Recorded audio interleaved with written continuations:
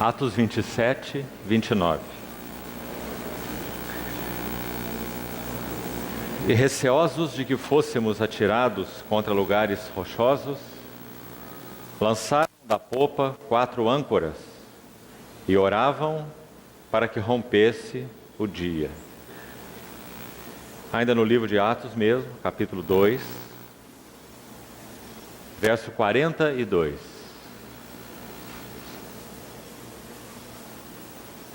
Atos 2, 42.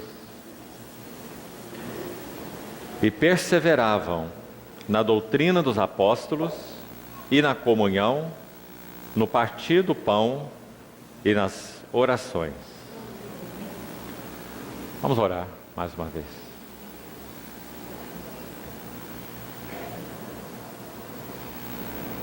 Senhor, somos agradecidos pelo que até aqui o Senhor já nos tem dado na Tua Palavra. E nosso desejo é continuarmos aos Teus pés, ouvindo Tua voz. Clamamos a assistência e a habilitação do Teu Espírito para realmente podermos compreender a Tua palavra. Fala aos nossos corações, ajuda-nos, abre o nosso entendimento, colocamos-nos nas Tuas mãos, esperando tudo de Ti. Guarda esse ambiente no qual estamos, para que nada opere contra aquilo que o Senhor deseja fazer entre nós. Protege-nos, cobre-nos com Teu vitorioso nome. Te pedimos, em nome do Teu Filho, Senhor Jesus. Amém. Irmãos, ontem, talvez a maioria dos que estão aqui hoje também estiveram ontem, nós usamos esse texto de Atos 27, de versículo 29, meramente em caráter ilustrativo, dizendo aos irmãos que há aí um registro literal e histórico de uma situação em que os apóstolos passaram quando Paulo passou, quando estava sendo transferido da sua prisão para ser julgado em Roma. Então é dito nesse texto que num dado momento eles estavam sendo batidos pelas ondas e aqueles marinheiros lançaram 4 âncoras para buscarem estabilizar aquela embarcação e eles não fossem atirados contra lugares rochosos. E usamos esse texto meramente como ilustração. Então nós, usando esse texto apenas com finalidade ilustrativa, procuramos mostrar ontem aos irmãos que, espiritualmente falando, o Senhor, na sua graça e fidelidade, também nos concedeu, em aspectos diferentes, 4 âncoras poderosas, para que essa embarcação, a sua igreja, no que concerne então ao seu chamamento, seu eterno propósito, sua igreja possa seguir de maneira segura, ancorada, estabilizada, pronta para o serviço agradável ao Senhor. Quando o navio lança âncoras, 2 finalidades principais são alcançadas. A primeira é que essa embarcação seja estabilizada em um determinado ponto. E o motivo, então, é para que um tipo de serviço qualquer possa ser executado. Por exemplo, uma embarcação pesqueira. Então, a finalidade das âncoras é, em primeiro lugar, trazer estabilidade para serviço. Então, quando aplicamos essa verdade, espiritualmente falando, nós somos muito gratos ao Senhor, porque Ele nos concedeu, repetindo, em aspectos diferentes, 4 âncoras poderosas, para nos alicerçar e podermos então viver uma vida cristã estável e podemos oferecer sacrifícios espirituais agradáveis ao Senhor, que é então o nosso serviço espiritual. Então ontem, apenas brevemente repetindo, nós dissemos que o primeiro conjunto de 4 âncoras poderosas que Deus nos deu, se referem aos 4 evangelhos. Nós então não vamos repetir o que nós falamos ontem. O assunto está gravado, se for do interesse dos irmãos, podem tomar esse material. Cada um dos evangelhos significa uma poderosa âncora para nos dar entendimento do caráter do Senhor Jesus em 4 maravilhosos aspectos. Em primeiro lugar, ele é o rei segundo o coração de Deus. Se queremos saber o que é um rei segundo Deus, então precisamos ler o evangelho de Mateus, para conhecermos o rei segundo o coração de Deus. O Senhor Jesus ali é mostrado como sendo o rei segundo o coração de Deus. Mas esse mesmo rei, e aí nós temos uma segunda âncora, ele é o servo segundo o coração de Deus. Ele é o servo perfeito. Ele é aquele servo prefigurado em Isaías como sendo aquele que cumpriria toda a vontade do Senhor. É dito em Isaías 53 que a vontade do Senhor prosperaria nas suas mãos, que ele veria o fruto do penoso trabalho de sua alma e ficaria satisfeito. O meu servo, diz o texto, o justo, ele procederá com prudência, será exaltado, muito sublime. Então, o Evangelho de Marcos vai nos colocar uma segunda âncora poderosa. Precisamos conhecer o nosso Senhor Jesus como o servo, com S maiúsculo. E para quê? Porque o Espírito Santo que veio habitar no nosso coração deseja formar o mesmo caráter em nossas vidas. Para que nós sejamos servos da mesma qualidade que foi o nosso Senhor Jesus. Então o Espírito Santo não veio habitar em nós apenas para nos regenerar. O Espírito Santo veio habitar em nós para nos transformar. Contemplando como por espelho a glória do Senhor, para que servem os 4 evangelhos? Revelar 4 faces das glórias do nosso Senhor Jesus. Então, contemplando a glória do nosso Senhor Jesus, o que acontece conosco? Somos transformados. De glória em glória. A ideia ali é de um estágio de glória para outro estágio de glória mais profundo, mais elevado, mais pleno. De glória em glória, somos transformados na sua própria imagem, como pelo Espírito do Senhor. Significando que é o Espírito do Senhor que é o fiel servo que foi enviado para realizar este trabalho em nossas vidas. Então, no Evangelho de Marcos, nós podemos contemplar esse servo maravilhoso de Deus. Falamos ontem um pouquinho, bem resumidamente, por que Marcos revela o Senhor como servo assim.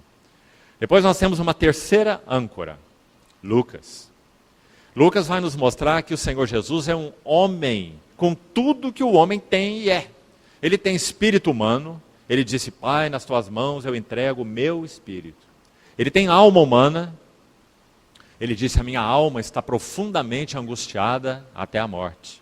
Ele tem corpo humano real, não como uma aparência fantasmagórica, como diziam os docetistas lá no início da história da igreja, mas ele assumiu uma carne, uma natureza humana real e plena. Então ele diz, sacrifício e oferta não quiseste, antes um corpo me preparaste. Então nosso Senhor tem espírito humano, nosso Senhor tem alma humana, com mente, com vontade, com emoções, e nosso Senhor tem corpo humano real, no qual ele viveu, sofreu, cansou, se alimentou, dormiu, chorou. E louvado seja o Senhor, porque tudo aquilo que ele não assumisse na sua natureza humana, ele não poderia salvar. Se ele não tivesse espírito humano, ele não poderia salvar nosso espírito humano, porque ele não seria um homem pleno. Se ele não tivesse uma alma humana como a nossa, não poderia salvar nossa alma, porque não seria um homem pleno. Se ele não tivesse corpo humano, não poderia salvar nossos corpos, porque ele não seria um homem pleno. Mas o que a Bíblia diz para nós, com toda segurança? Que ele é poderoso para nos conservar íntegros e irrepreensíveis em tudo, e o nosso espírito, e alma, e corpo. Louvado seja o Senhor. Essa é a qualidade de Salvador que nós temos. Quem vai nos mostrar isso de uma maneira mais plena é Lucas. Porque Lucas se dedicou a falar sobre o homem pleno, o homem perfeito. Lembra-se de Davi, que é chamado nas Escrituras de um homem segundo o coração de Deus? Você se lembra? nada mais ele é do que uma sombra, do que um tipo, porque Davi é um pecador, mas o nosso Senhor Jesus é um homem segundo o coração de Deus, com H maiúsculo, porque nele não houve pecado e nem dolo algum se achou na sua boca. Ele, quando humilhado, não revidava com ultraje, quando ultrajado, não fazia ameaças, mas entregava-se ao que julga retamente.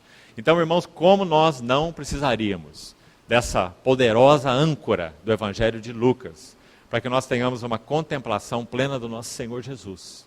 E então possamos ser como homens transformados segundo a intenção original de Deus. Jesus Cristo não representa apenas quem Deus é, porque ele é o Verbo encarnado. Quem me vê a mim, vê o Pai, ele disse. Mas ele não representa apenas tudo que Deus é. Há um outro lado. O Senhor Jesus expressa e representa tudo aquilo que o homem deveria ser. Maravilhoso.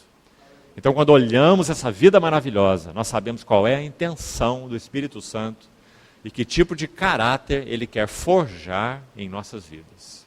Então está aí a terceira âncora. E a última, é claro, João.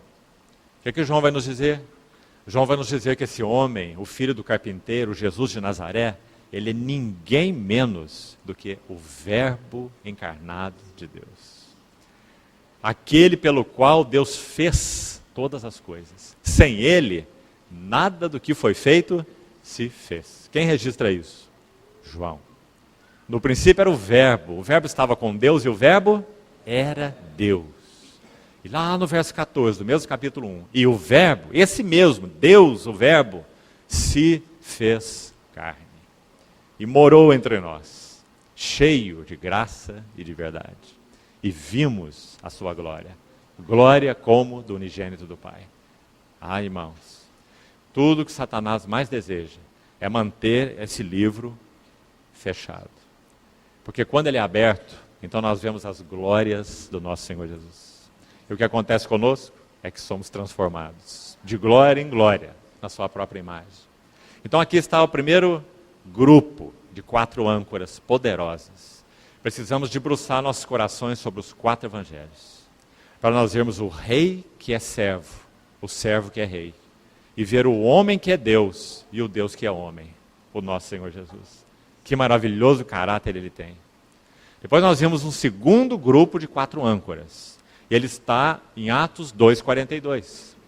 E agora se refere às âncoras que mantiveram estável e firme a vida da igreja primitiva, quando ela iniciou. Quais são as 4 âncoras? Atos 2:42. Primeira âncora. Os irmãos perseveravam na doutrina dos apóstolos. Louvado seja o Senhor. Não podemos viver sem doutrina. Alguns irmãos no passado, há muitos anos, diziam assim: nós não queremos doutrina, nós queremos Cristo. Mas essa é uma divisão perigosa. Porque na verdade nós obtemos Cristo pela doutrina de Cristo. Porque nosso Senhor disse assim: as palavras que eu vos tenho dito, isso é sua doutrina, seu ensino, suas palavras. Elas são espírito e são vida. O problema é quando nós fazemos uma dicotomia. Nós separamos Cristo da doutrina e a doutrina de Cristo. Aí o que nós temos é morte, é aridez. Porque a letra mata, mas o Espírito vivifica. Mas nunca nós vamos obter Cristo em plenitude sem a doutrina de Cristo. Precisamos das palavras de Cristo. Precisamos dessa velha palavra e maravilhosa palavra, Logos, escrita, ser refalada aos nossos corações, então, como rema. Uma palavra soprada de novo pelo Espírito Santo, revelada aos nossos corações, trazida como vida para nós, encarnada em nós, incorporada em nós, como palavra viva de Deus. Isso é ministério do Espírito Santo. Né? Então esse é o elemento número 1. Primeira âncora para que a igreja tenha uma vida e um serviço estáveis e agradáveis ao Senhor. Perseverar na doutrina dos apóstolos. Resumidamente, em foco, em tese, qual é a doutrina dos apóstolos? Também falamos ontem. Agora está lá no Atos 5, versículo 42 também. Diz que os apóstolos, todos os dias, no templo e de casa em casa, Eles não cessavam de pregar Jesus, o Cristo. Que maravilhoso. Essa é a doutrina dos apóstolos. Não é uma doutrina de teologia sistemática, simplesmente, desconectada de uma pessoa viva.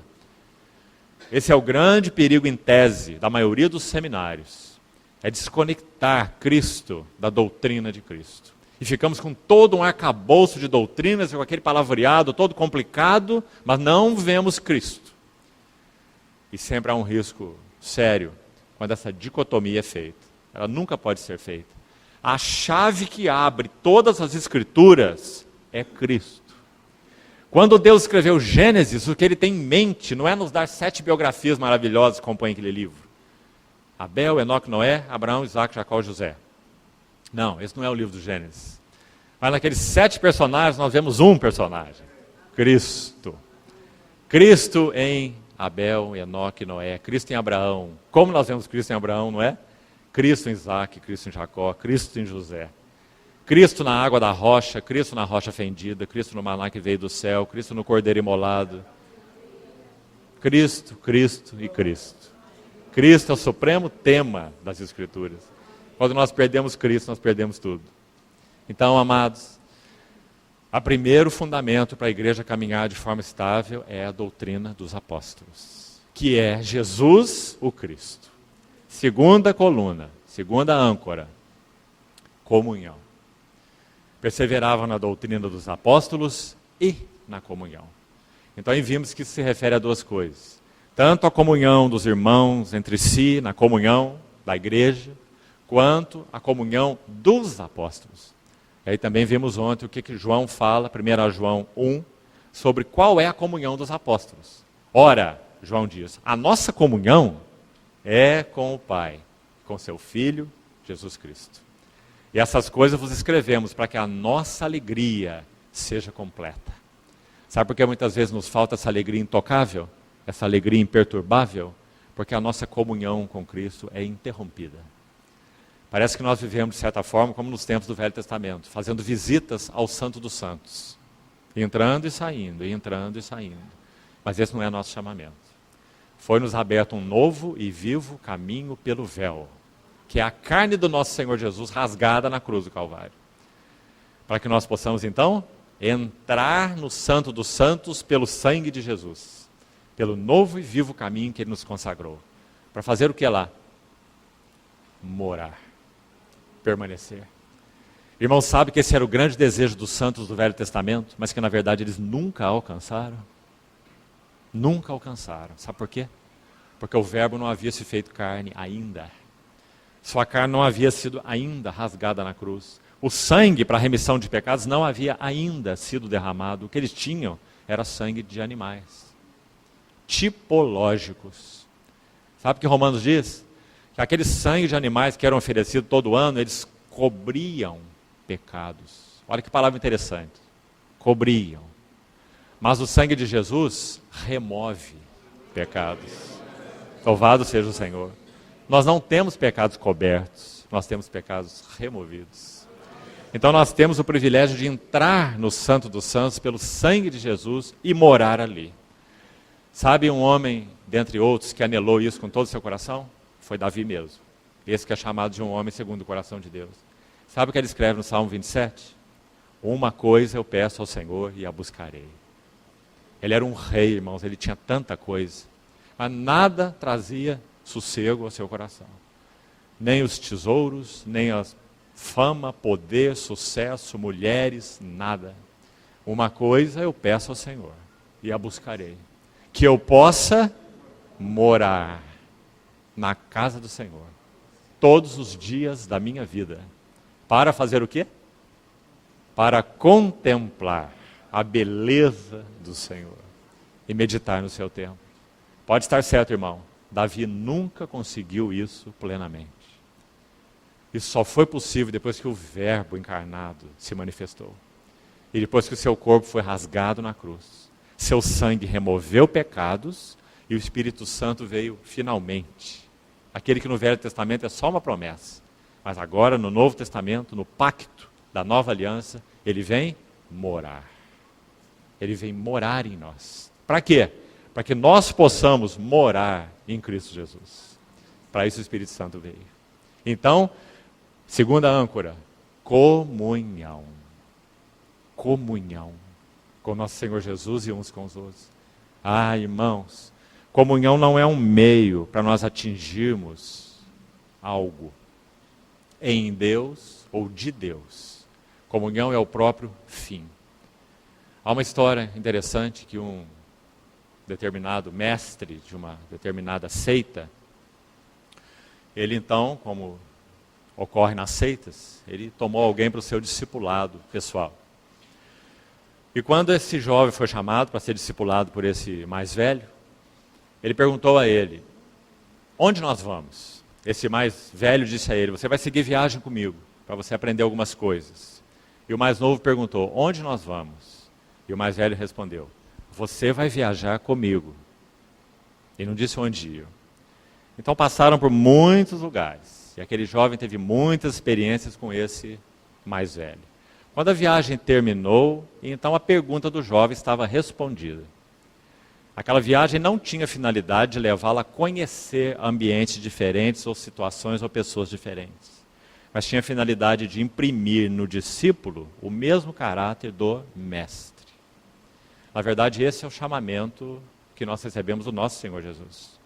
Você lembra que ele também, em Mateus 10, diz, basta ao discípulo ser como o seu mestre. Então, queridos irmãos, comunhão não é um meio para atingirmos algo, nem algo em Deus e nem algo de Deus. Comunhão é o supremo privilégio do nosso chamamento. Nós somos chamados para ter comunhão. E então, sim, pela comunhão, o Senhor vai realizar algumas coisas em nossas vidas. Mas são consequências da comunhão. Porque a comunhão é a essência. A comunhão é a chave. Morai em mim, e eu morarei em vós. Então, segunda âncora, comunhão.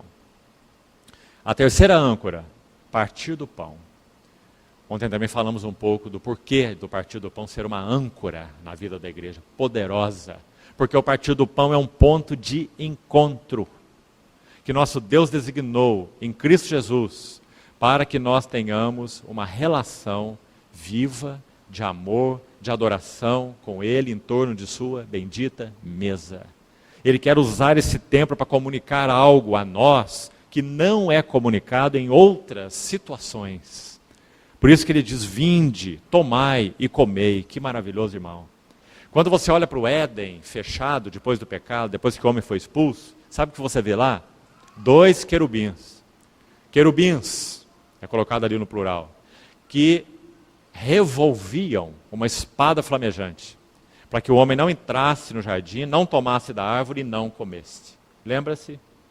Querubins ao oriente do Éden, com uma espada que se revolvia, para que o homem não entrasse, não tomasse e não comesse.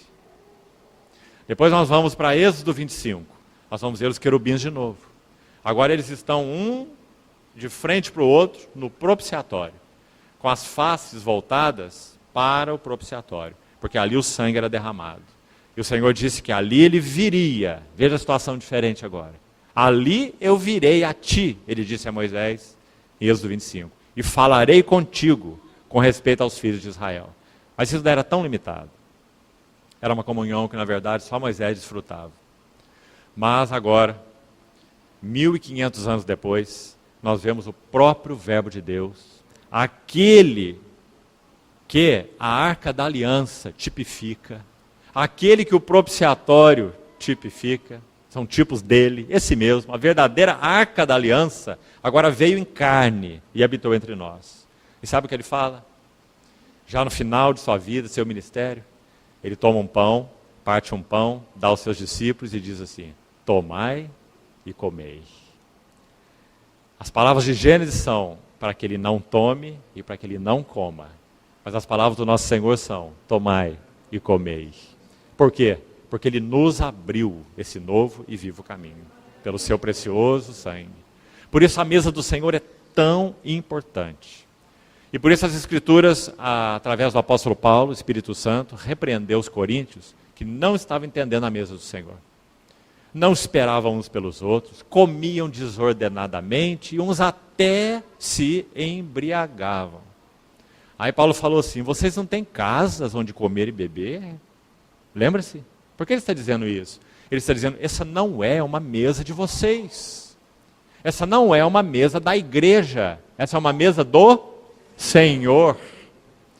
Então, essa mesa foi designada para ser um ponto de encontro de comunhão, onde o Senhor vai se dar a nós de uma maneira especial. Não é ritual, não é simbolismo e não é memorial. É uma realidade espiritual que o Senhor nos chamou para tocar e para experimentar. Então é sim um alicerce da vida da igreja, uma âncora. Por isso os irmãos perseveravam no partir o pão.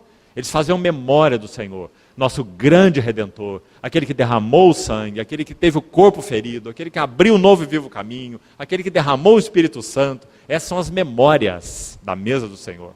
Então nós temos muito para celebrar em torno dessa mesa. É uma âncora para que a igreja caminhe de modo firme.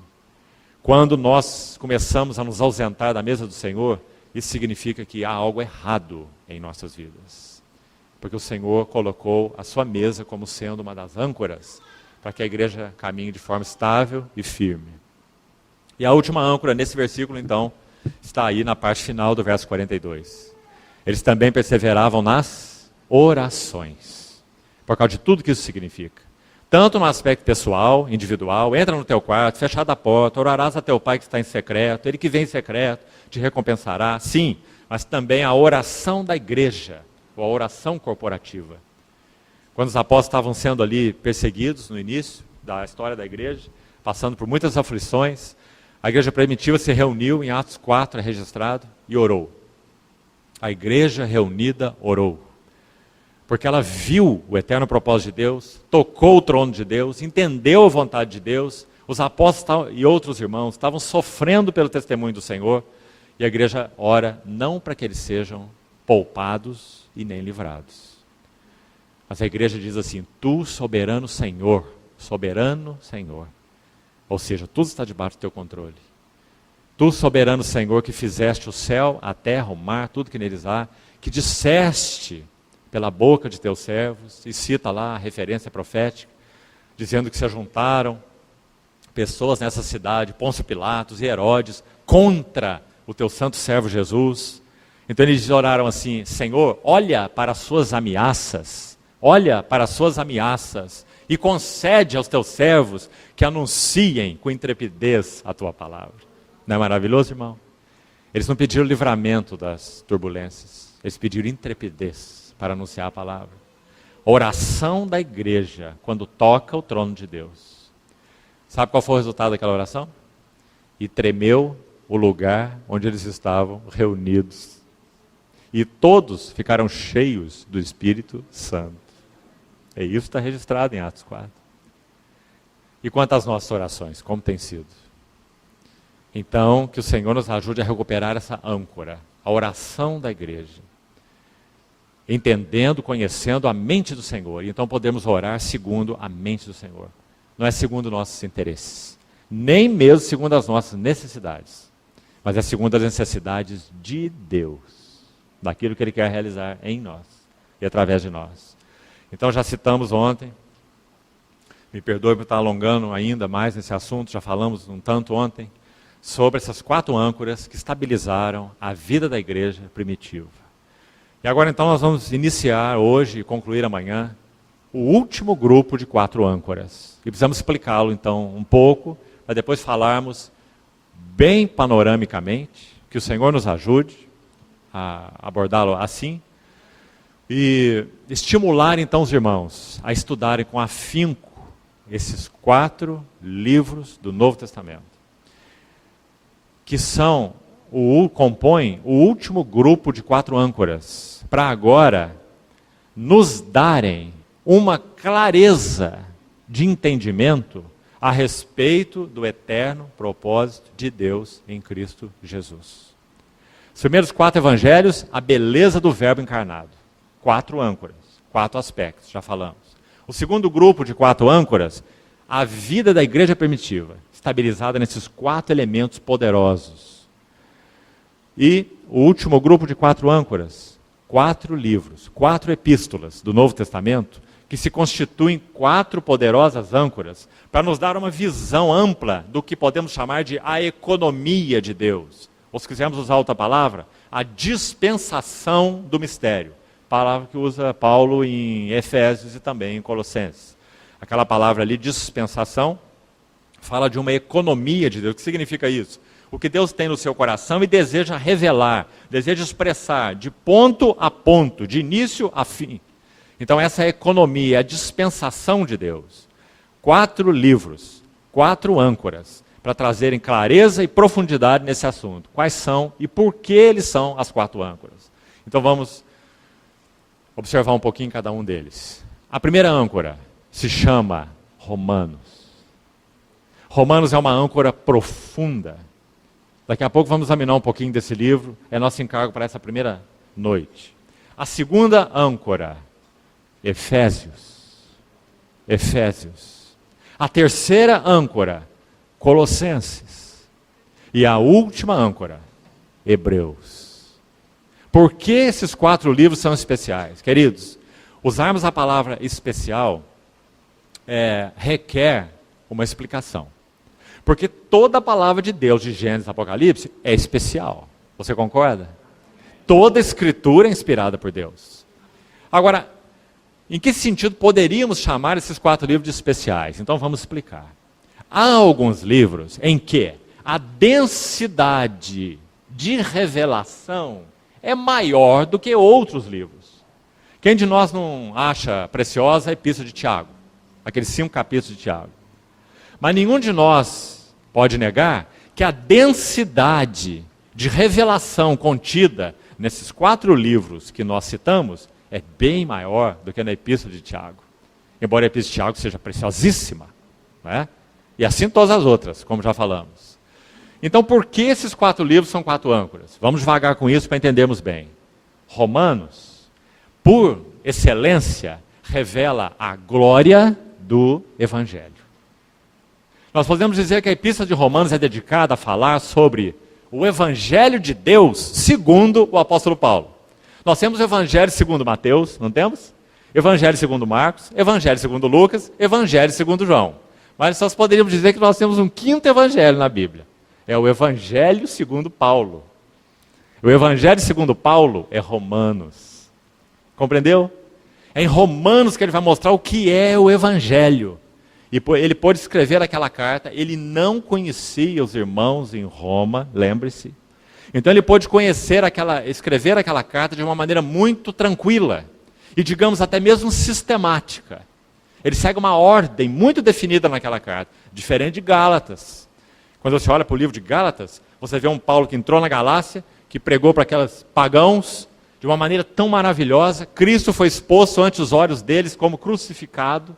Eles creram, receberam o Senhor, começaram no Espírito e estavam se aperfeiçoando na carne.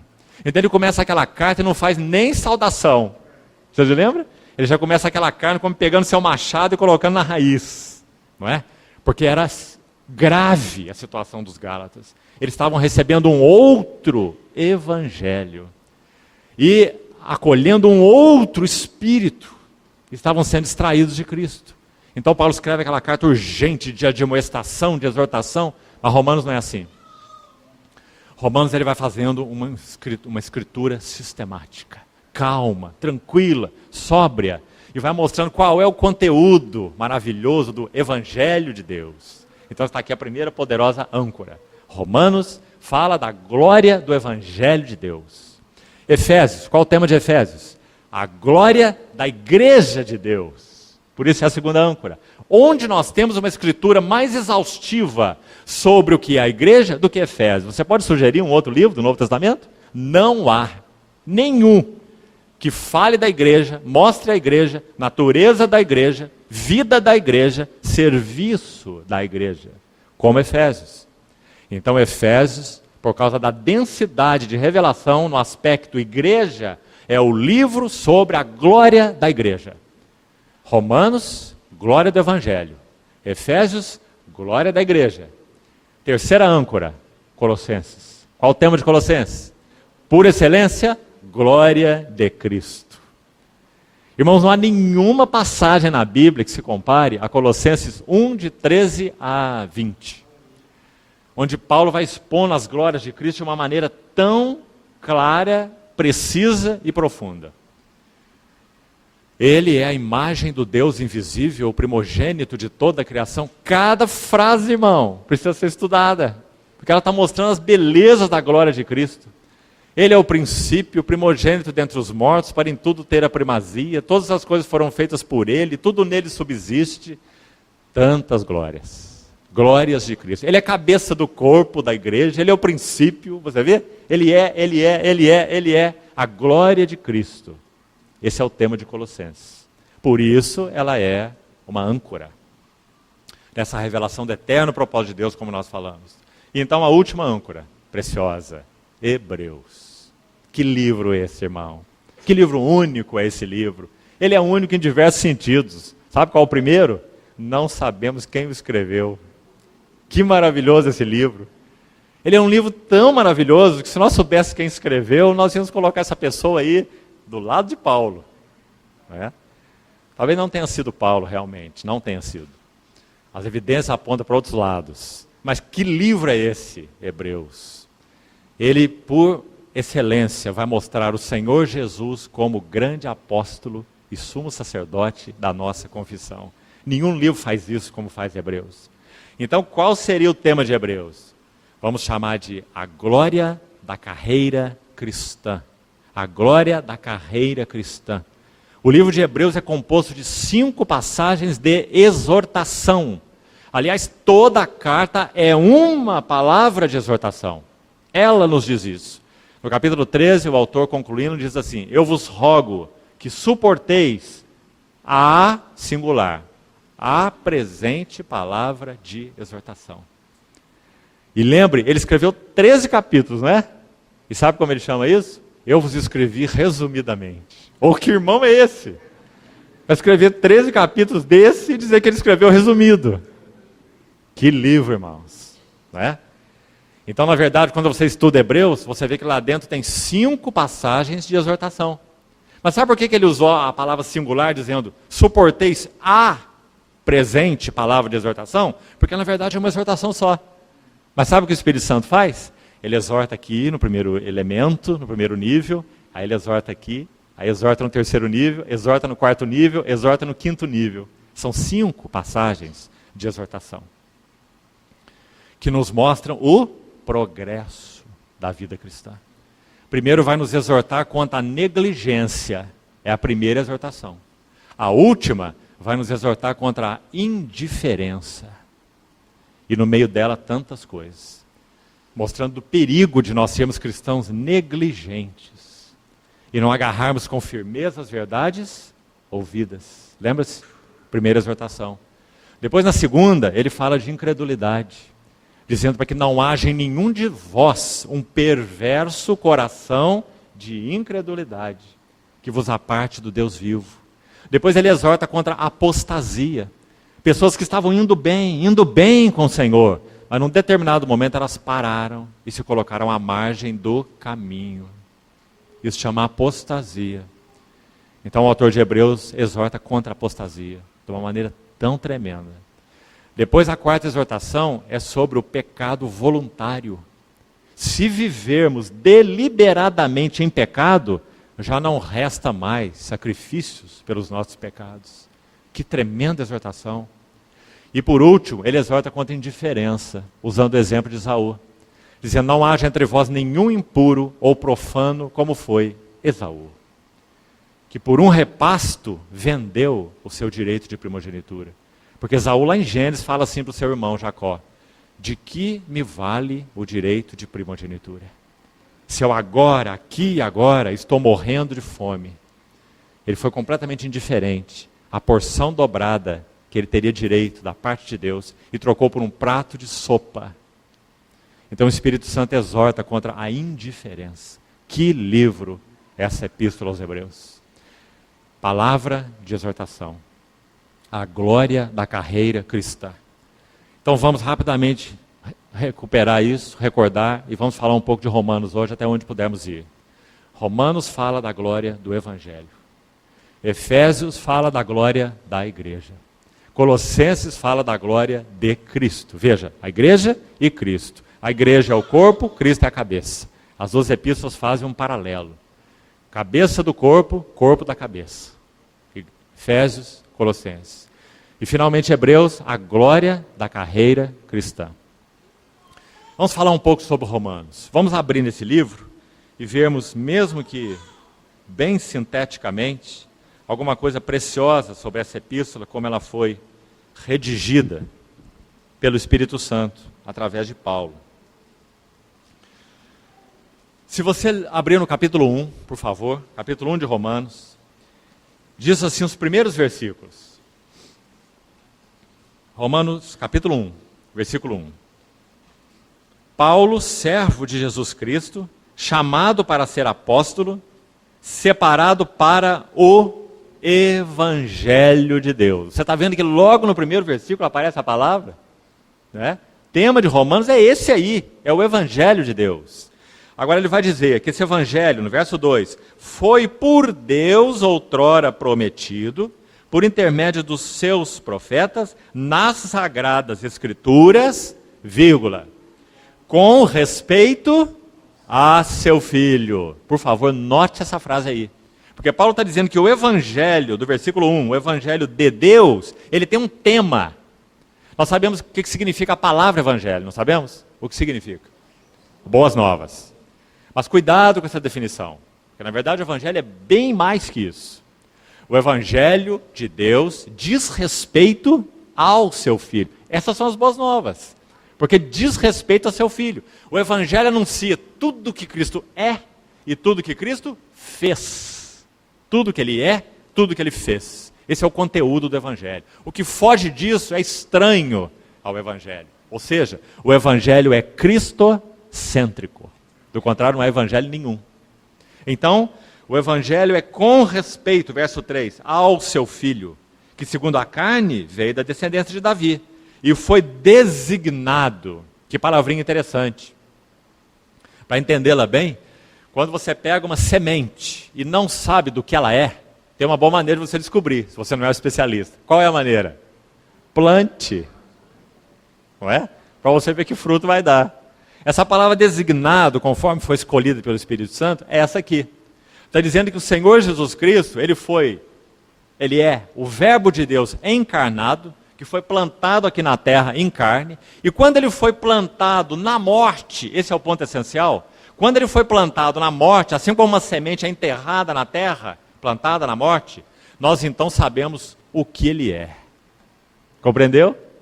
Quando ele foi plantado na morte, então ele foi, palavra do verso 4, designado. A ideia é manifestado.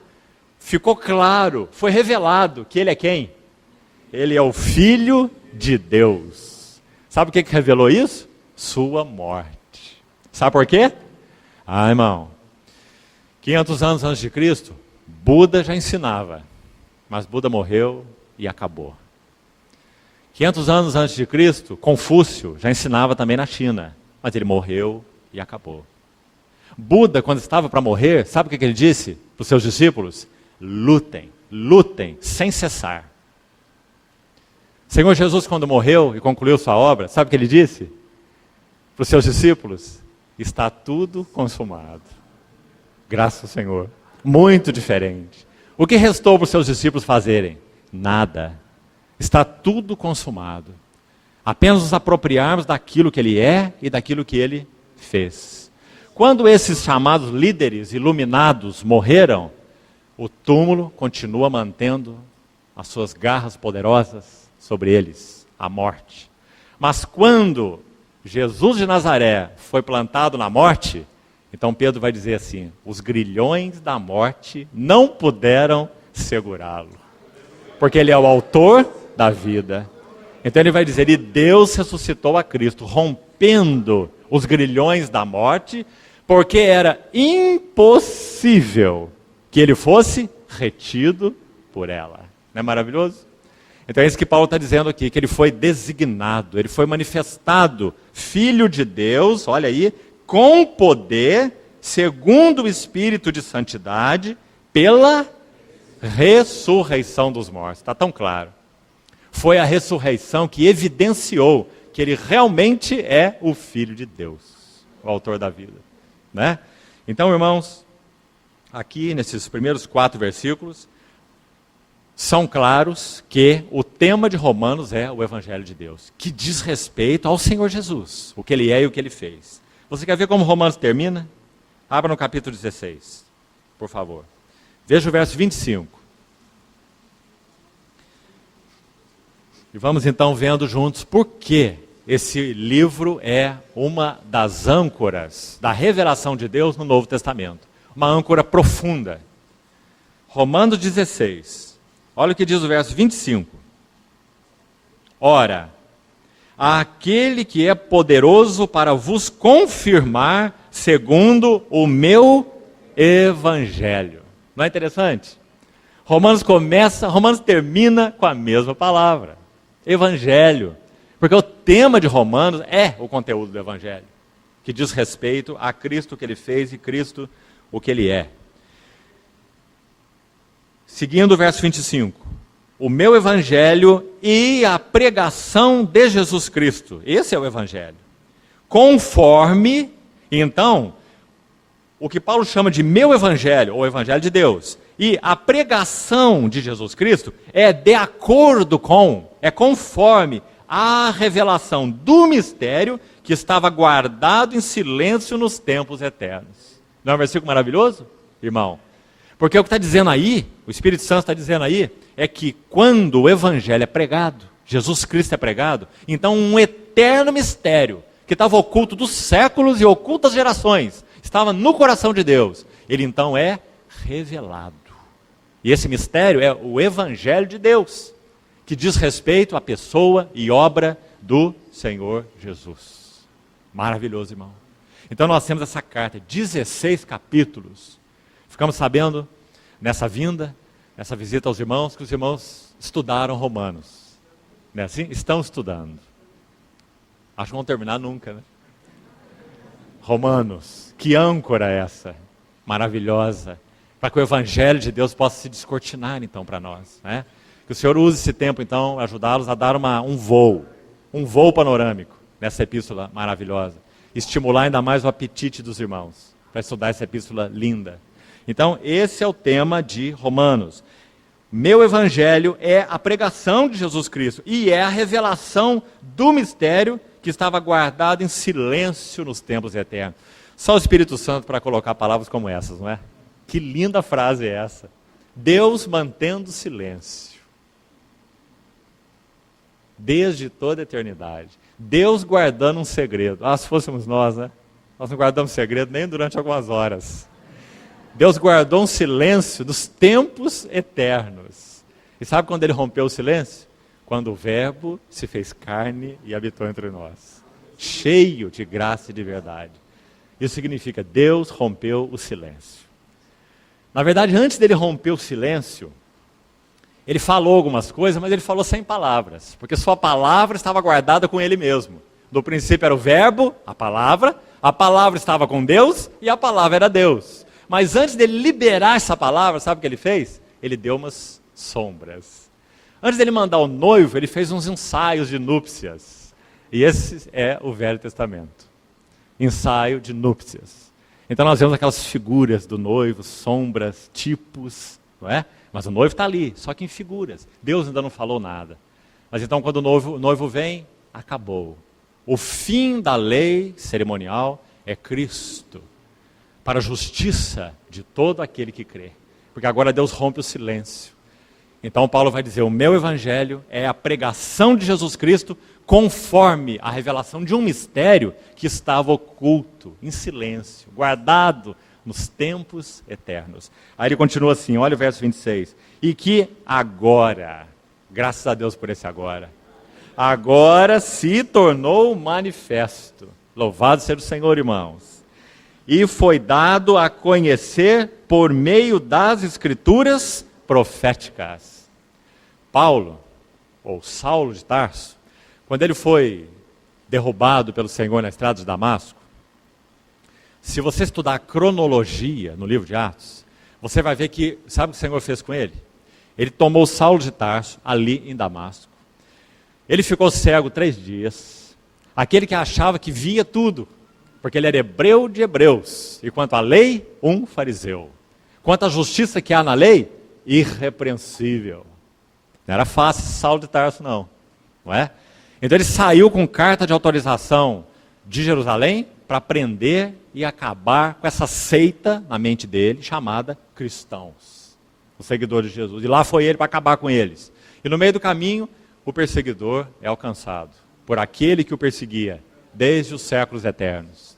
Derrubado naquela estrada, aquele que achava que via tudo fica cego, 3 dias.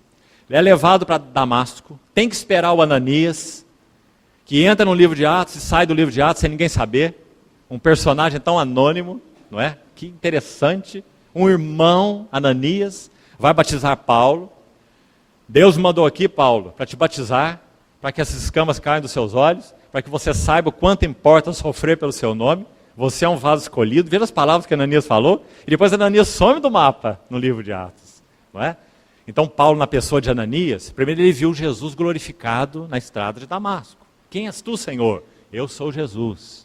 E depois ele vê o corpo de Cristo na pessoa de Ananias. Foram 2 visões. Cristo na estrada, o corpo de Cristo na pessoa de Ananias. Isso regeu todo o ministério e o serviço de Paulo. Tudo que ele tem para dizer é sobre o cabeça glorificado e o seu corpo maravilhoso. Não é? Então, quando a escama cai dos seus olhos, 3 dias depois, sabe o que ele vai fazer? Ele vai pregar em Damasco. Sabe o que ele arruma? Só confusão. Nenhum convertido, ninguém creu, ninguém recebeu. Sabe por quê? Ele não estava preparado. Então os discípulos têm que tomar Paulo, enfiar dentro de um cesto, descer para a muralha, para ele encontrar um caminho de fuga. Sabe para onde ele vai? Gálatas diz que ele ficou 3 anos no deserto da Arábia. E Barnabé, é registrado em Atos 11, que Barnabé vai buscá-lo em Tarso. Então, segundo os eruditos, muito provavelmente, ele tenha ficado os 8 anos seguintes em Tarso. Imagine isso, 3 anos na Arábia, 8 anos em Tarso. Aí então Barnabé vai para Antioquia, enviado de Jerusalém, para ver o que estava acontecendo em Antioquia. Porque ali um problema aconteceu. Sabe qual era o problema? O evangelho que estava no domínio judaico, em Jerusalém, onde tudo começou, agora foi recebido por cipriotas, habitantes de Antioquia, de Cirene, que eram gregos. E agora o problema está criado. Olha, o evangelho não é só do judeu. Então eles mandam Barnabé, vai lá ver o que está acontecendo. Sabe por que mandaram ele? Porque ele é natural de Chipre. E os de Chipre receberam o evangelho. Também os de Cirene, também os de Antioquia. E lá em Atos 11 diz que quando Barnabé chegou, ele viu a graça de Deus e ele se alegrou. Porque era um homem bom, cheio do Espírito Santo e de fé. E muita gente, diz o texto, se uniu ao Senhor. Sabe o que Barnabé fez? Ele ficou apavorado. Então diz que ele vai até Tarso à procura de Saulo. Veja que interessante. Porque ele viu que aquela obra tinha uma magnitude que ele não poderia dar conta. Então ele foi procurar Saulo em Tarso. E é dito em Atos 11 que eles permaneceram 1 ano ensinando naquela igreja. Aquela maravilhosa igreja de Antioquia, que se constituiu uma base daquelas viagens missionárias, pelas quais o evangelho chegou até Roma. Todo mundo conhecido daquela época, não é? Então, queridos irmãos, quando Deus toma Saulo de Tarso da estrada de Damasco até Antioquia, são pelo menos 11 anos. O que Saulo está fazendo nesses 11 anos? Ele está sendo colocado numa prateleira para tomar as escrituras proféticas e lê-las agora na visão de Cristo. Então agora o Gênesis de Paulo não era o mesmo Gênesis, era o Gênesis que revela Cristo, compreendeu? O Isaías de Paulo não é o mesmo Isaías do fariseu, é o Isaías que revela Cristo. Então ele vai citar as escrituras, vocês estão estudando Romanos, e estão vendo quantas vezes Paulo cita as escrituras do Velho Testamento aqui. Porque ele tem 11 anos agora para fazer uma releitura da sua Bíblia, que ele conhecia tão bem, sua Torá, os profetas, os Salmos. Agora ele vai ler à luz da revelação de Jesus Cristo, sua pessoa e sua obra. Não é maravilhoso, irmãos? Então ele vai nos dar essa pérola chamada Romanos. inspirada pelo Espírito Santo. Então, por isso, ele diz aqui no verso 26, veja, agora esse evangelho se tornou manifesto e foi dado a conhecer por meio das escrituras proféticas. Está vendo? Então ele fez toda essa releitura agora, na visão clara da luz de Cristo, sua pessoa, e Cristo, sua obra. Segundo o mandamento do Deus eterno, para a obediência por fé entre todas as nações, ao Deus único e sábio, seja dada glória por meio de Jesus Cristo, pelos séculos dos séculos. Amém. Assim termina esse livro lindo. Vamos chamar a atenção para alguns elementos dele, mais alguns minutos apenas. Olhe o capítulo 11, por favor. Romanos 11.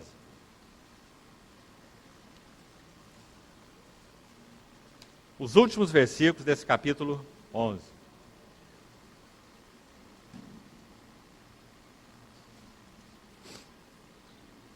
Aqui nós vamos ter livramento, pela graça de Deus, de um perigo tremendo, que nós já colocamos aqui. Sabe qual é o perigo?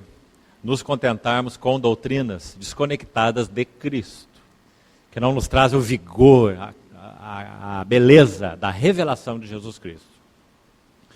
Toda verdadeira teologia, toda genuína doutrina tem que nos conduzir a Cristo, porque as palavras de Cristo são espírito e são vida.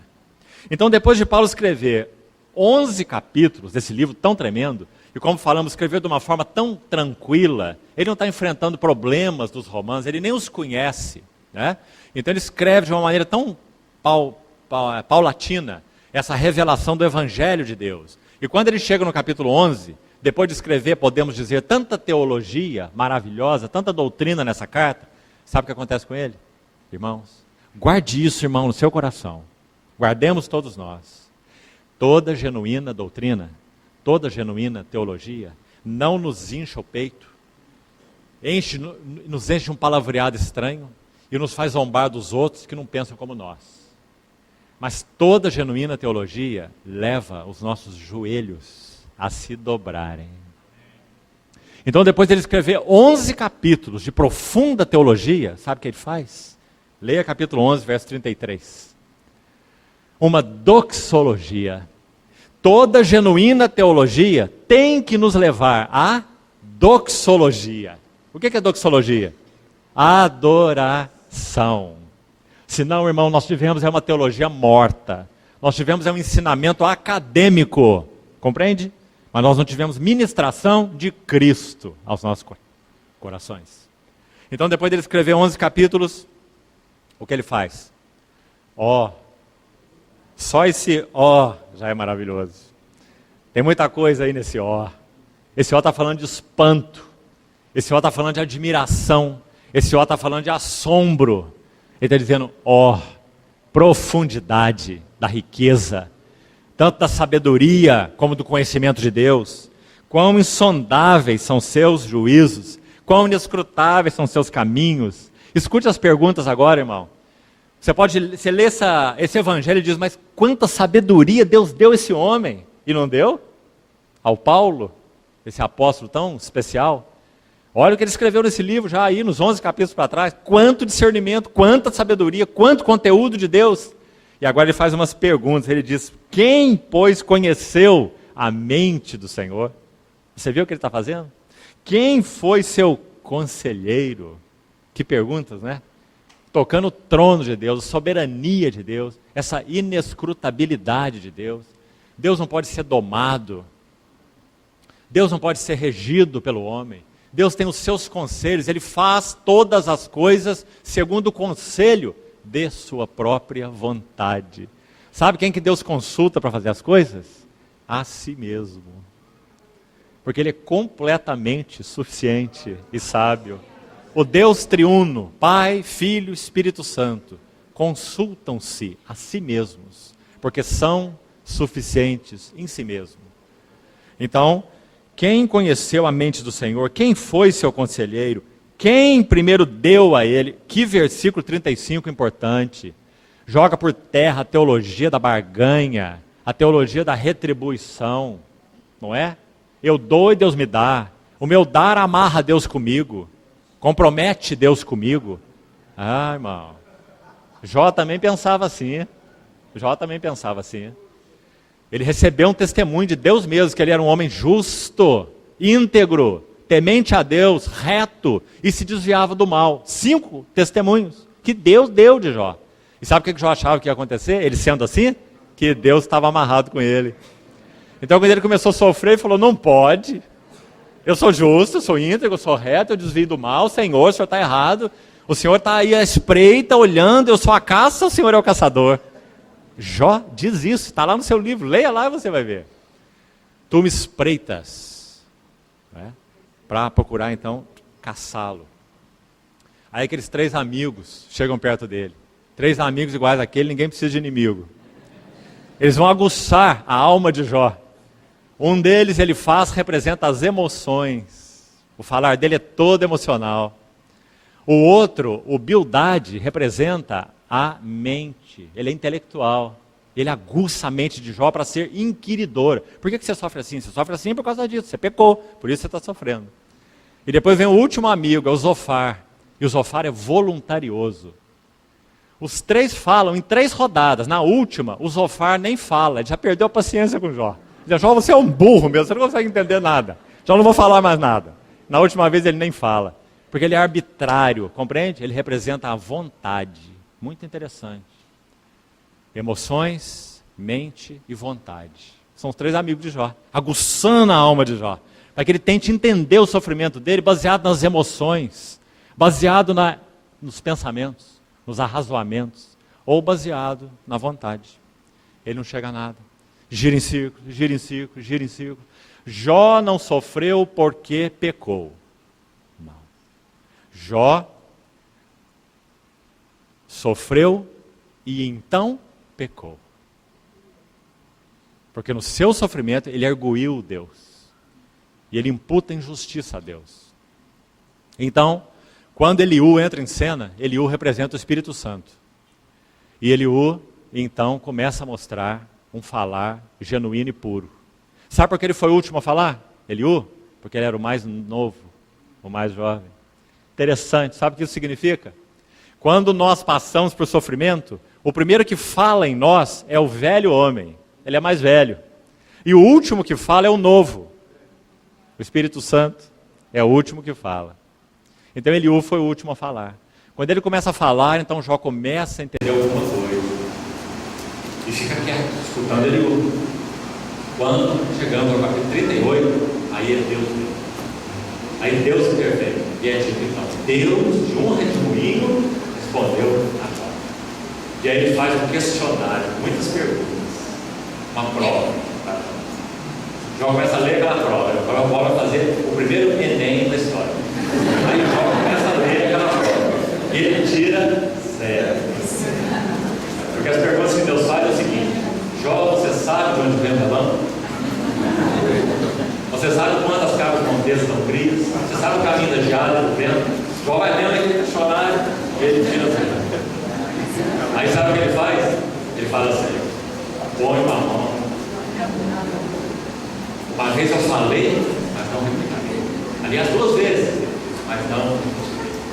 Aí o Senhor continua tratando do livro. E o compara com o hipopótamo. O hipopótamo é aquele que tem aquelas pernas enormes, colunas. Ele pesa 3.000, 5.000 quilos. Ele está apoiado sobre suas pernas e ninguém pode dar uma rasteira nele, ninguém pode derrubá-lo. Ele é o maior do Oriente. Lembra o capítulo 1 de Jó? Não há ninguém como Jó, o maior do Oriente. É um grande hipopótamo. Ele era baseado na sua justiça própria, né? Na sua glória própria, justo, íntegro, reto, temente a Deus. Então o Senhor fala: Jó, quem pode tomar esse hipopótamo? Depois ele compara Jó com o crocodilo. E diz que o crocodilo tem uma carcaça dobrada, dupla, tão dura que não entra nem o ar. Sabe o que quer dizer? Jó, você tem uma couraça que ninguém pode penetrar. As escamas são tão justapostas que não entra nem o ar. Aí Deus faz uma pergunta assim: quem pode colocar um anzol no nariz do crocodilo? O crocodilo, Leviatã. O único que pode fazer isso é o próprio. Jó era um grande crocodilo. E o Senhor colocou o céu no sol, o nariz desse crocodilo. Quando ele viu isso, sabe o que ele fala? Eu te conhecia só de ouvir falar, mas agora os meus olhos. Ah, que interessante. Como pode um homem justo, ímpio, reto, temente a Deus, desviado do mal, dizer conhecer Deus só de ouvir falar? Essa é a verdade. Então, ele diz assim: agora eu me arrependo, e eu me abomino no pó da cinza. Sabe o que ele diz, né?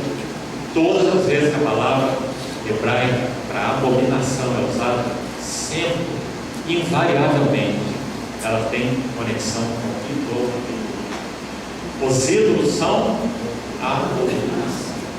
Então, quando Jó fala eu me abomino, ele está dizendo: eu sou idólatra. Eu era um adorador de mim mesmo, minha justiça, minha integridade, meu bom testemunho, meu caráter. Quando Jó saía na praça, os jovens fugiam dele, os nobres punham a mão na boca, e os príncipes abriam o ouvido, porque Jó ia falar. Percebe? Quando você chega no centro do livro, capítulo 29, 30, ali Jó se autoglorifica, ali Jó tem autopiedade, e ali Jó se autojustifica. Você vê? Todo voltado para si mesmo. O sofrimento lançou Jó a se voltar para si, até que Deus o perdoe. A grande lição do livro de Jó é filiação. É que o Senhor iria trazer Jó de um nível aqui de maturidade. Era Deus deu testemunho. E ele falou: não tem ninguém igual ao meu servo Jó. Olha o que Deus falou. Então, ele tinha um certo grau de maturidade, mas o Senhor queria levá-lo a um nível que ele sequer conhecia. Isso é filiação, o espírito de adoção, baseado no qual falamos a batalha. Plena filiação. Então Jó foi levado até esse nível de conhecimento de Deus, de vida de Deus. Então, esse é o resultado do trabalhar de Deus, da revelação de Deus na nossa vida. A mesma coisa aconteceu aqui com Paulo. Depois de escrever tanta doutrina e tanta teologia maravilhosa, reflexo da sua visão de Cristo, ele diz: ó, profundidade da Cristo. Então ele dobra os joelhos e adora. Irmãos, guardem isso. Se nós tivermos qualquer tempo diante do Senhor, não leve nossos joelhos a dobrar para não tocar.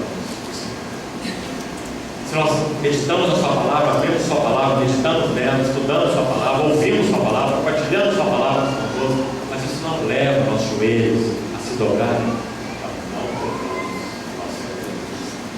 Palavras, doutrina. Toda verdadeira teologia tem que nos levar a todos os adoração.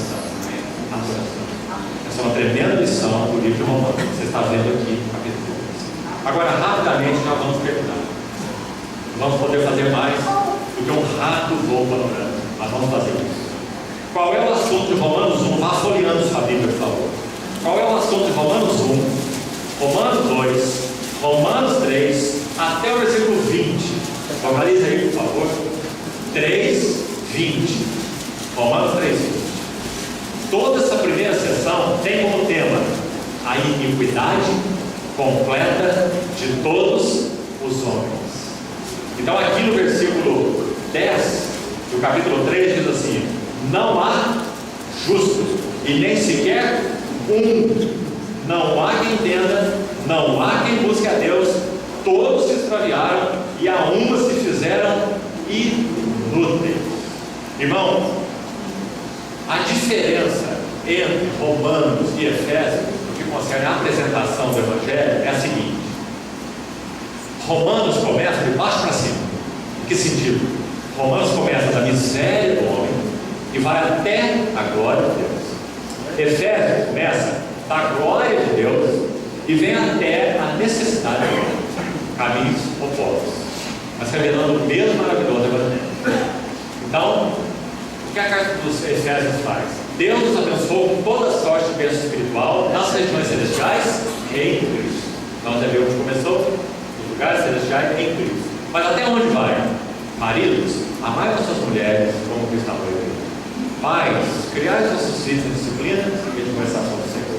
Filhos, obedecendo, Pai do Senhor, porque isso é justo. Então o Evangelho, como ele é em Cristo, sendo trazido aqui para a nossa experiência prática, para a nossa necessidade. Romanos vai no caminho contrário. Ele parte da necessidade do homem e vai até a glória de Deus, nessa hora. Então os primeiros 3 capítulos, até o capítulo 3, verso 20, a iniquidade total, todos os homens. É um veredito que nós precisamos receber, porque tudo que é nascido da carne é carne.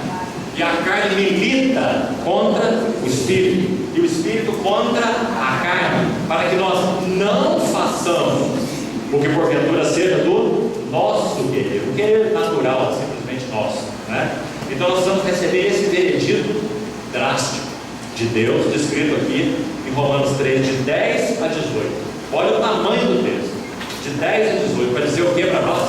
Palavras muito fortes. Dizemos que não há nenhum justo, dizendo que a garganta deles, isso nos inclui a todos nós, o que concerne a nós, homens naturais, é um sepulcro aberto. Com a língua, eles extravasam o veneno, desconheceram o caminho da paz, não é? Garganta deles é um sepulcro aberto, etc, etc. Todos se fizeram palavra dura, irmão, inútil.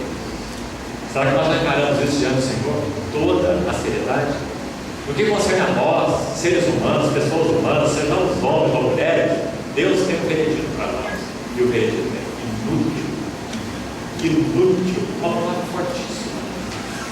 É assim na língua original, é assim no português. Você chamar uma pessoa de inútil, pois assim que Deus nos chama, é isso que nós somos. Em nós inúteis, não servimos para nada, mas graças a Deus. Versículo 21. Vamos começar uma outra sexta. Mas, a palavra mas é maravilhosa.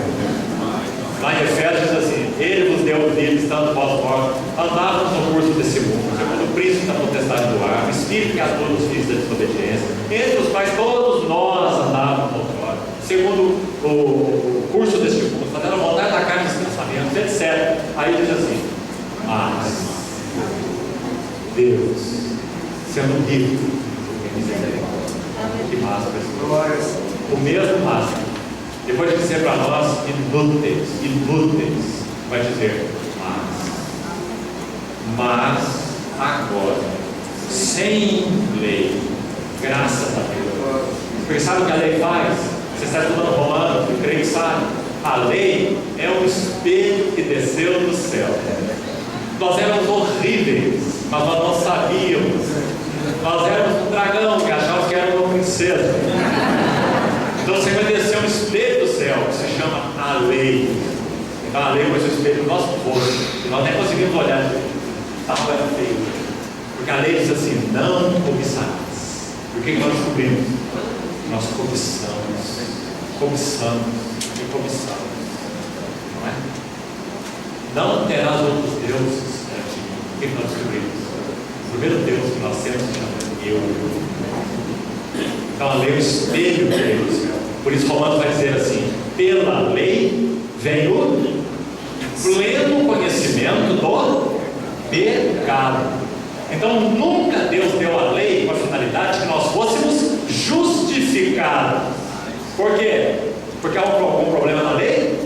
Não, há um problema em mim, em nós, não é? Romanos 7 diz: a lei é santa, a lei é justa, a lei é boa, e ainda tem uma quarta palavra: espiritual. Mas aí Paulo vai dizer: mas eu sou carnal, vendido à escravidão do pecado. Então, vamos chegar lá. O primeiro assunto aqui ainda não é santificação, é justificação. Então ele vai dizer que sem lei, porque a lei não poderia nos justificar. Aquele que praticar os princípios da lei, isso é Romanos 10, viverá por ela. Se nós conseguíssemos cumprir a lei, sabe o que aconteceu conosco? Seríamos justificados diante de Deus pela lei. O problema é que não há. Então, mas agora sem lei. se manifestou a justiça de Deus. Irmãos, quando Martinho Lutero era um monge, ele se agonizava com essa expressão, justiça de Deus. Sabe por quê? Quando ele ouvia, quando ele lia essa expressão na Bíblia, ele entendia: justiça de Deus é aquela justiça perfeita pela qual Deus julga e condena o pecador. E a justiça de Deus tem esse aspecto, não tem? Ele é um Deus justo e ele condena o pecador. Isso era tudo que o monge Martinho Lutero via. Sabe o que ele tentava fazer? Eu tenho que agradar a Deus. Então ele foi lá para o seu mosteiro, e ele era o melhor monge, e ele judiava do seu corpo, para de alguma maneira eliminar suas paixões, eliminar seus desejos de todas as maneiras. Eu tenho que ser justificado aos olhos de Deus. Então ele dormia nu na sua cela de monge durante o inverno. E quando ele creu no Senhor, ele confessa que ele teve danos sérios à sua saúde, porque ele manteve o seu corpo sob severíssima disciplina como monge. Tudo por um motivo: ele queria agradar a Deus, ser justificado. Irmão, sabe quantos anos ele tinha? 21 anos. O que será que você estava fazendo aos 21 anos? Martinho Lutero estava lá, querendo ser justificado e agradar a Deus. Então, quando lia essa expressão justiça de Deus, ele se agonizava, ele tinha um sonho, ele lutava: eu quero ser justificado, eu quero Deus. Mas a justiça de Deus, isso apavorava. Mas um dia ele abriu o livro de Romanos e ele entendeu que a justiça de Deus é aquela justiça pela qual ele justifica o pecador, aquele que não trabalha, mas crê naquele que justifica o ímpio. A sua fé lhe é atribuída como justiça. Que maravilhoso! Então esse homem de Deus levanta essa espada maravilhosa, o guerreiro da reforma, Martinho Lutero. E quando ele estava sendo perseguido, ameaçado de morte pelas hostes do Papa, perguntaram para ele se ele não tinha medo, porque ele não fugia. Ele disse assim: eu não temo o Papa e todos os seus exércitos, eu temo o Papa maior do meu coração, que é o meu próprio Espírito. Que maravilhoso, como Deus usou esse homem, porque a luz da revelação do Evangelho foi clara para ele. Isso mudou toda a história e mudou nossa vida. Nós não estaremos aqui se não fosse por essa revelação maravilhosa. Então ele diz: mas agora, sem lei, se manifestou a justiça de Deus. Onde está a justiça de Deus? Em Cristo Jesus. Então, irmãos, aqui no versículo 26, olha por favor. Você sabe que a tentação de falar desse tema é grande, né? Nós vamos ter que ficar aqui até meia-noite só para falar desse tema. Se eu conseguir fazer um voo para orando. Mas sabe o que diz esse verso aqui? Vamos resumir para poder avançar. Diz que Deus manifestou a sua justiça no versículo 26, tendo em vista a manifestação da sua justiça. Sabe onde Deus manifestou a sua justiça? Leia os versículos anteriores. Vai dizer que Deus manifestou lá, não foi num canto secreto, fechado, oculto lá no mundo. Não, Ele manifestou sua justiça publicamente em um monte chamado o Calvário, onde Deus propôs, é a palavra que ele usa aí no verso 24 e 25, Deus propôs a Cristo como propiciação. A palavra que é usada aqui é a mesma traduzida na versão grega do Velho Testamento, chamada Septuaginta, como ilasterion. Sabe o que é o ilasterion? Propiciatório. Então aqui está dizendo que Jesus Cristo é o propiciatório. Sabe o que acontecia no propiciatório? Deus encontrava o homem, porque o sangue é derramado sobre o propiciatório. Significa que Jesus Cristo é o único ponto de encontro entre Deus e o homem. Ninguém encontra Deus em outro lugar. E Deus não consegue encontrar o homem em outro lugar. Deus e o homem têm um único ponto de encontro: Jesus. Então diz: Deus propôs em seu sangue como propiciação, para manifestar a sua justiça, diz o verso 26, no tempo presente. Agora escute essa frase: para Ele mesmo. Quem? Deus. Ele mesmo ser justo e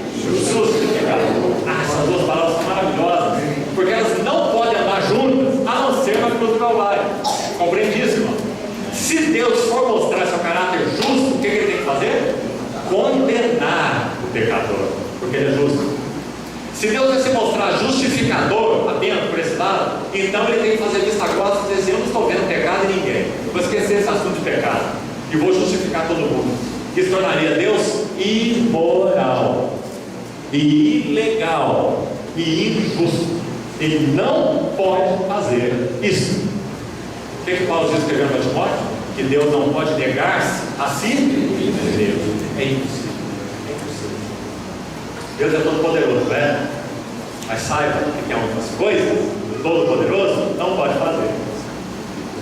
Uma delas, ele não pode negar-se a si mesmo. Não pode negar-se a nada. Mas então nós temos a maravilhosa cruz, o centro do Evangelho de Deus, onde vai dizer, por um lado, Deus se mostrou justo. Por quê? Porque aquele que não conheceu o pecado, Deus o fez pecado por nós. Então Deus é justo? Ele é justo. Porque esse verbo sem pecado na cruz teve que clamar assim: oh meu Deus, por que me desamparaste? E ele fez isso voluntariamente.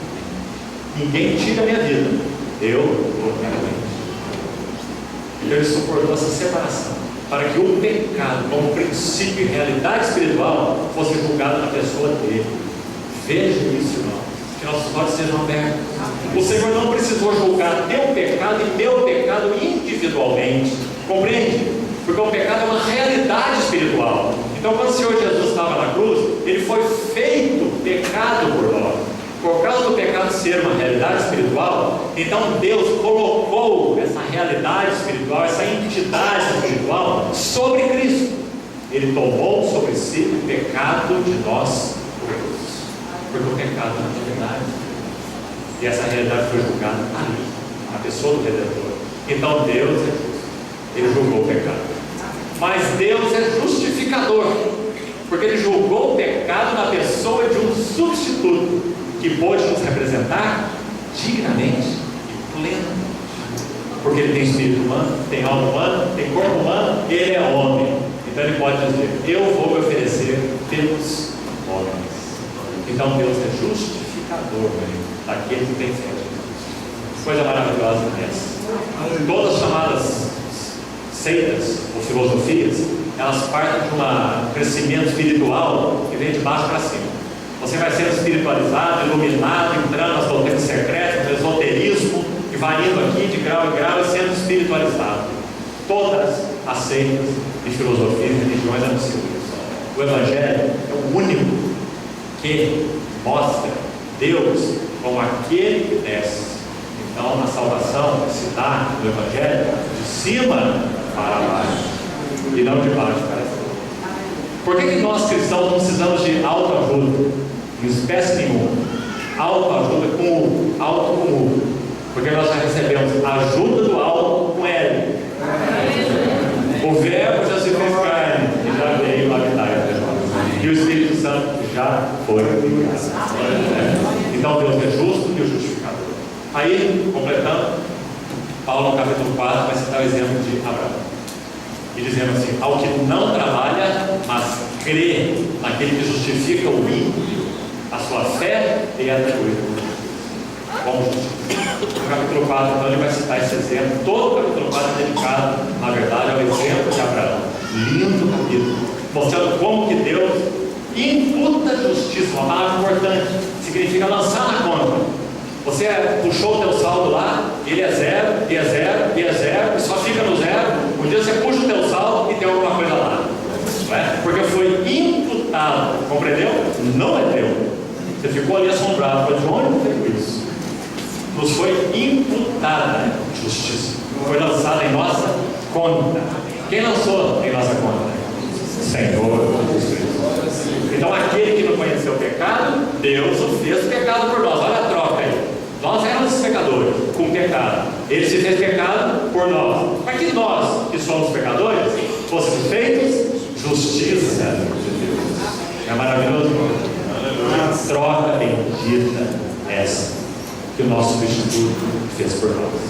Então no capítulo 5 ele vai avançar e vai falar de dois homens universais. Talvez não esteja estudando por aí, né? Um homem é Adão, outro homem é Cristo. Eles são dois capítulos nasce aqui ou nasce aqui? Todos, em primeiro lugar, nascemos aqui. Ele é cabeça federal de uma raça. Todos somos filhos de Adão. E em Adão, todos morrem. Agora, Romanos 5, Evangelho de Deus, vai nos dizer que, pela fé, que também é um dom de Deus, é uma operação do Espírito em nós, pela fé, Deus nos põe em união com outro homem, seu Filho, Senhor Jesus. Então, nós que estávamos em Adão, nós agora estamos em Cristo. E essa é a melhor definição da nossa vida cristã.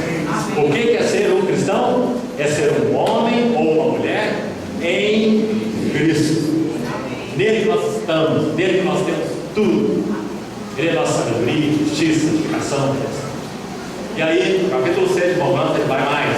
Ele vai dizer que quando Jesus Cristo morre, esse chamado velho homem, que é uma entidade espiritual, morre junto com ele. Então foi crucificado com Cristo olha, não é o meu, você vê? Ele diz é o nosso velho homem. Porque a maneira que a Bíblia entende velho homem é como sendo uma entidade espiritual coletiva.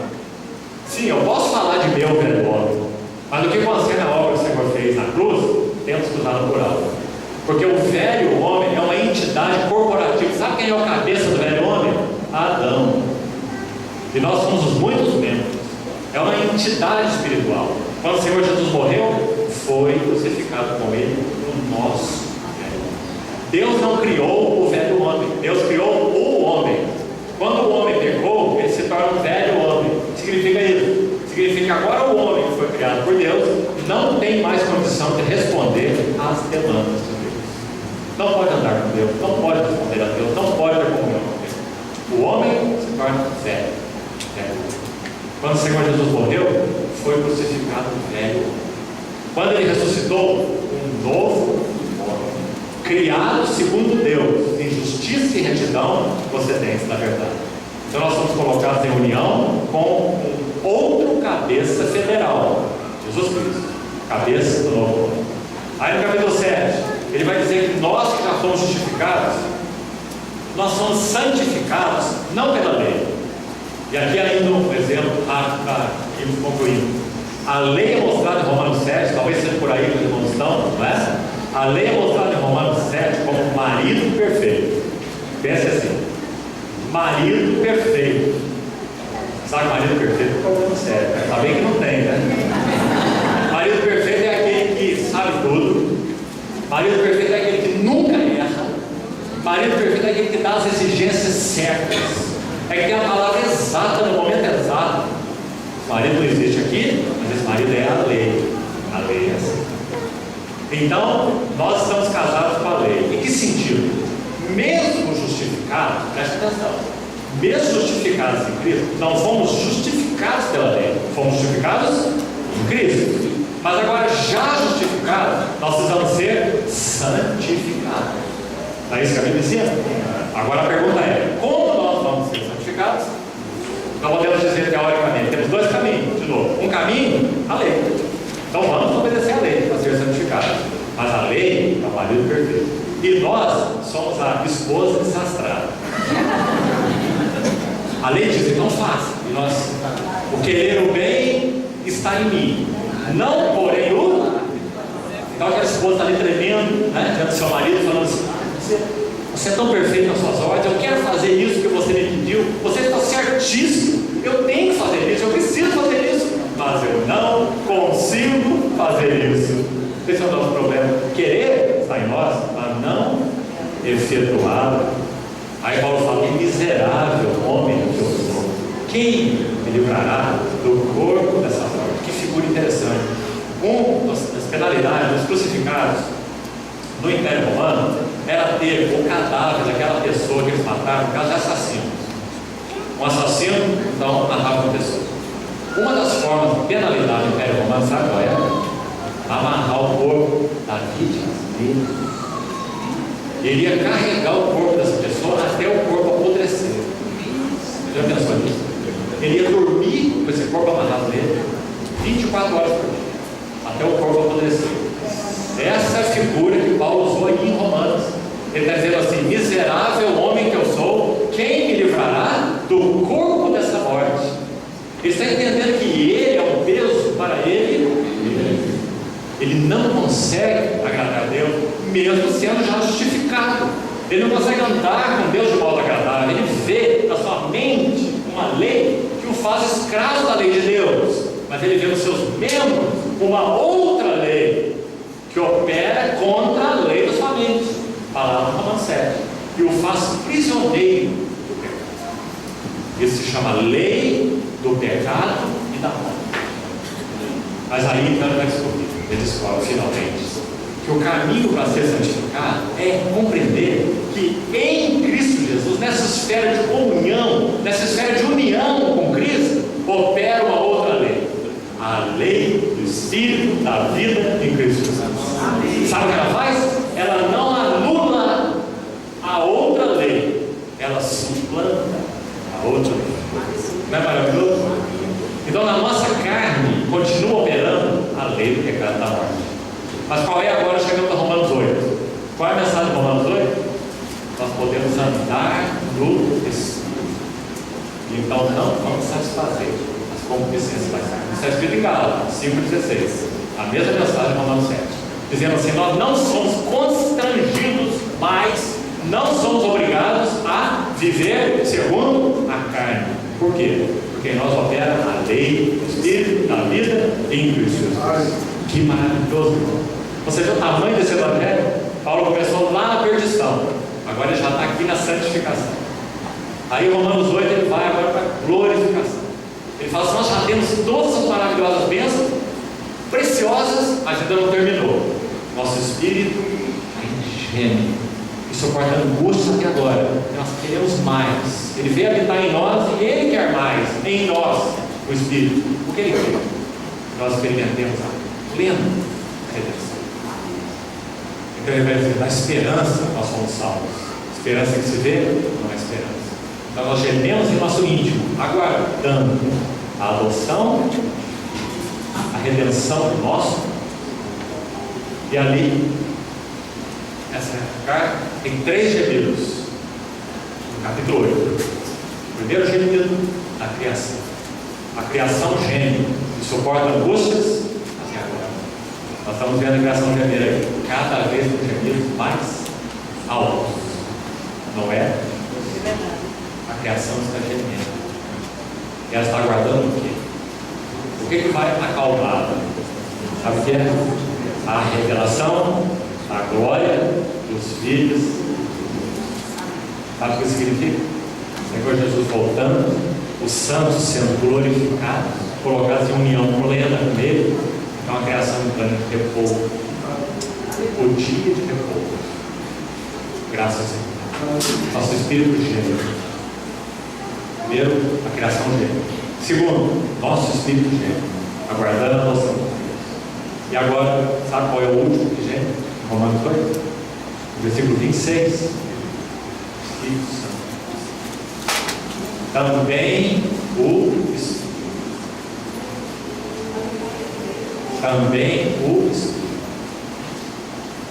Não sabemos orar como convém, mas o mesmo Espírito intercede por nós, sobremaneira, com gemidos e e aquele que sonda os corações sabe qual é a mente do Espírito, porque segundo a vontade de Deus é que Ele, o Espírito, intercede pelos santos. Nós não temos apenas um intercessor, temos 2. Primeiro, segundo, Espírito Santo. Jesus, nosso intercessor diante do Pai. O Espírito Santo, nosso intercessor diante do Pai. Tudo que está na vontade do Pai, o Espírito Santo veio comunicar e realizar, e Ele é nosso intercessor para que nós cheguemos à plenitude disso que está no coração. Então também o Espírito. E aí, isso é capítulo 8. Aí capítulos 9 a 11 ele vai falar um pouco dos judeus e gentios, e no capítulo 12 ele vai falar sobre a vida da igreja.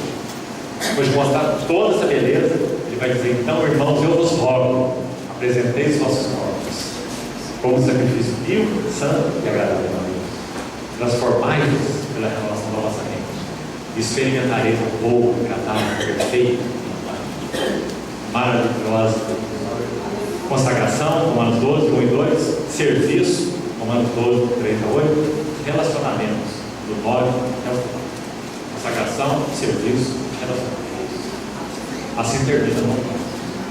Consagração, serviço, relacionamento. Carta maravilhosa.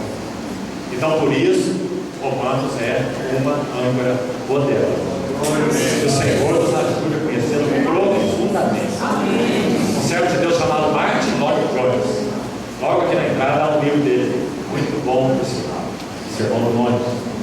Esse irmão médico, cardiologista da equipe da Rainha da Inglaterra, aos 29 anos de idade, ele deixou sua profissão com o encargo de pregar a palavra em tempo integral e o fez por 30 anos. Esse irmão, quando estava já para partir para o Senhor, aos 80 e poucos anos de idade, um dos seus filhos também era médico, ele, em um determinado momento, disse assim, já internado, já fragilizado, ele disse assim ao seu filho, aos seus familiares: não façam nada comigo, no sentido de preservar a minha vida. Não me impeçam de ver a glória. 29 anos de idade, ele deixou sua profissão. Os médicos companheiros dele diziam assim: você perde tudo com essa sua atitude.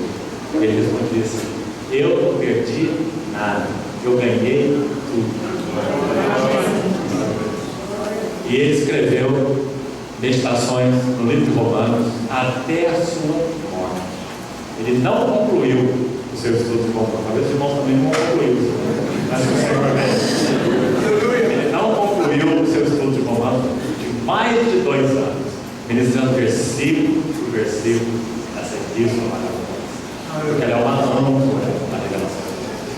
Então, irmãos, Senhor, na sua bondade, nos ajude, continue falando no nosso coração.